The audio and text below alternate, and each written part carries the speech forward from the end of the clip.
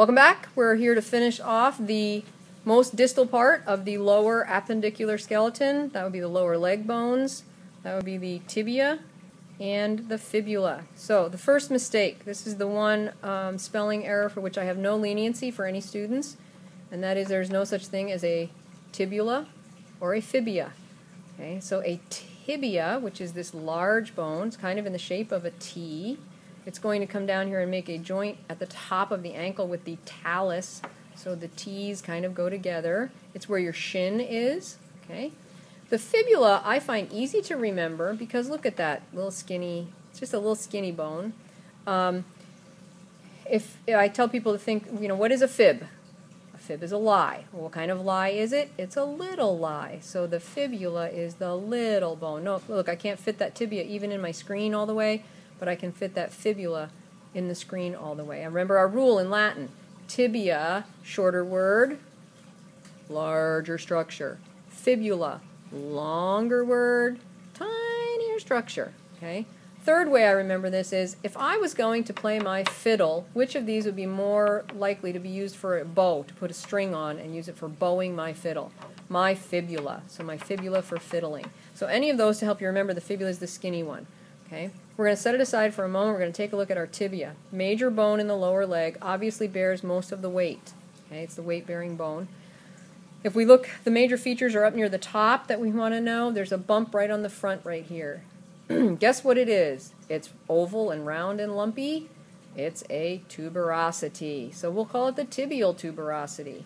And that is where the patellar ligament from your patella is going to insert, and so there's a lot of pulling on that. It's going to get bigger and bigger as you get older, which means crawling around on the floor is going to get more and more painful as you get older.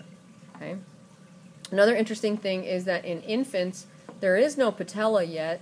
There are the beginnings of the stem tissue for patellae, but they only form as a result of friction in the ligament tendon in this structure, and as kids crawl and bend and yank on these ligaments and tendons, it stimulates the formation of that patella, a sesamoid bone, inside that what's a tendon from the quadriceps group of muscles, and then becomes a ligament from the patella itself to the tibial tuberosity.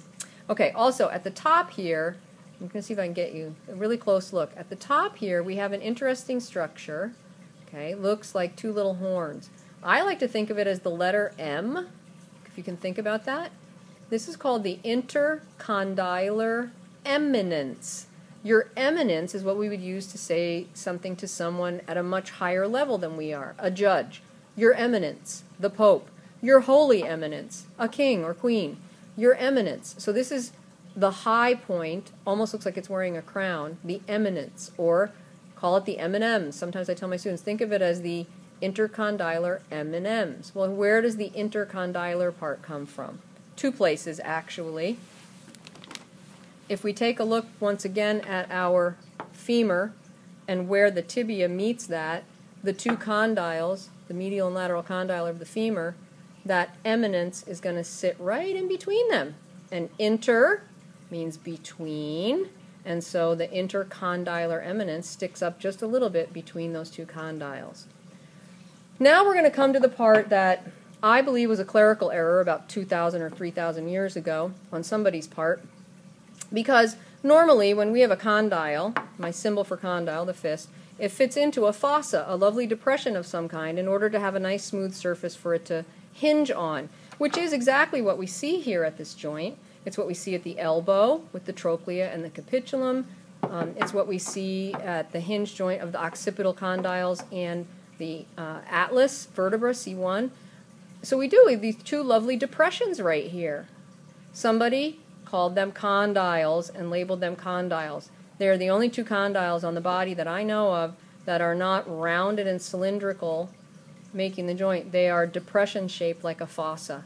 They really should be the tibial fossae or the femoral fossae, but they're not. So the good news is you only have to remember condyles in the knee and epicondyles. So you have two condyles here, even though they don't look like a condyle. They're the only ones named condyles that don't look like one. And then we have two condyles right here. So condyles on the femur, condyles on the tibia. So that does make it a little easier for you to remember. And that is the proximal portion of the tibia that you need to know things about. And then we go to the distal portion of the tibia, and we see that there's a thing that sticks down here. It looks an awful lot like your radius did, but we don't call this a styloid process. We call this structure right here a malleolus, okay, which means a small mallet. And I mean mallet as in the kinds of things you play the drums with. If you look at the malleolus on your fibula, doesn't it kind of look like somebody's drumstick that they would use to play the drums with? And this right here is the malleolus, the little mallet head of the fibula. So if I put it down here, if you palpate your ankle, you will feel you have two ankle bones that stick out right through your skin and muscle. Okay? Those would be your lateral and medial malleolus. The medial one is going to be on the tibial side. The lateral one is always going to be on the fibular side. So lateral malleolus, medial malleolus. And they're going to make a joint on either side at the top of your foot with a bone called the talus. It's a lovely, has a really pretty, smooth, condyle-like surface, but we use a different name on it. It has a little dip in the middle. It's more pronounced in some bones than others. On these polymer models, the dip doesn't show up as well. But that is called a trochlea, just like the trochlea that we saw in the distal portion of the humerus on the condyle. I'm going to show you an example. I meant to retrieve this earlier, but here's an example of a pulley. Maybe you can't see that very well. Let me give a little piece of white paper behind here. Here we have a pulley, and you can see that pulley-shaped structure. This is what it means in Latin. That's a trochlea, okay, a pulley. Okay. And so we have a trochlea sitting on top of our talus, which meets the tibia. Okay. So you can remember, and that's on the top of the foot, or superior portion of the foot. So talus, trochlea meets tibia on the top of the foot.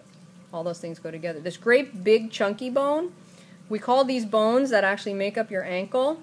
They're very similar in some ways to the bones of the hand that we looked at earlier. But we have 8 carpal bones. We only have 7 tarsal bones. And at some point there's some fusion of the original bones, and so we end up with this very large calcaneus. I find the calcaneus pretty easy to remember. When I think, where do I get my calluses on my feet a lot of the time? On my heels, from rubbing on my shoes or boots, and so my calcaneus is my heel. We call the tendon that attaches on the back side of this and supports your gastrocnemius muscle, your soleus muscle, your plantaris, a number of other structures. We call that the calcaneal tendon. The original Latin name was the tendo calcaneus, and most people know it by its nickname, the Achilles tendon. Attaches right here. Okay, so Talus and Calcaneus are pretty easy, and then we have a row of 4 bones that all begin with the letter C, and then one little odd bone that's kind of in between. And it has a funny name. Its name is navicular. And navicular also means boat, as scaphoid did in the hand. But this way we can tell the difference between the two because the navicular is going to be down here in the foot, and the scaphoid was in the hand.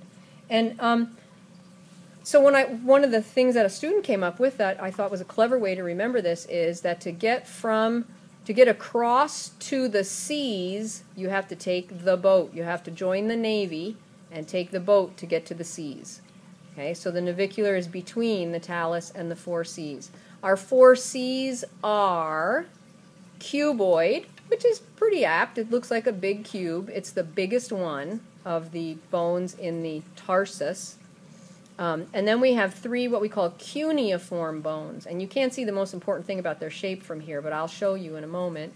But they're cuneiform 1, as in 1 for your different metatarsals and phalanges of the foot. So 1 goes to the great toe, 2, and 3, or as I learned them, the medial intermediate, medial, intermediate, and lateral. So 1, 2, and 3 is easier because now you know your 1s, your 2s, 3s, your 4s, your 5s from what we did with the hand is going to be the same in the foot. These are going to be metatarsals. These are going to be proximal phalanges. These are going to be middle phalanges, except on the great toe or hallux, H-A-L-L-U-X, is going to be the distal phalange. And then we have the distal phalanges on the ends of the toes over here. Okay? This thing that sticks out on the side has some strong tendons that attach to it on the lateral muscles of your lower leg. This is your 5th metatarsal and can sometimes have some problems. A fracture can occur here from kind of twisting your ankle too quickly. It's called a dancer's fracture, and basketball players get it a lot, where this just snaps right off because of the tendons that are attached there. Okay, now I wanted to show you cuneiforms very quickly. Cuneiform means wedge-shaped, and when you look at those 3 cuneiforms from the side, they look like little wedges of pie. And that wedge shape makes them able to create an arch, just as if you were drawing an arch. And I was going to draw the picture of an arch. Okay, I would make some blocks on either side of my arch, but to make my curve, my blocks have to become kind of wedgy to make that curve, and then more cuboid again. So these curvy ones right here are your cuneiforms, and we want that because that helps with this maintaining the structure of the transverse arch of the foot. Okay? The foot is going to be held together quite strongly with ligaments and tendons this way to create a longitudinal arch, and then sideways, see if I can get this position right for you to see, sideways to create your transverse arch. And so when a person has fallen arches, these flatten out laterally and they flatten out longitudinally, and people have flat feet, and you can see it moves the bones out of place, and those wedges aren't in their normal place, and so then you can have a lot of pain and difficulty supporting much weight.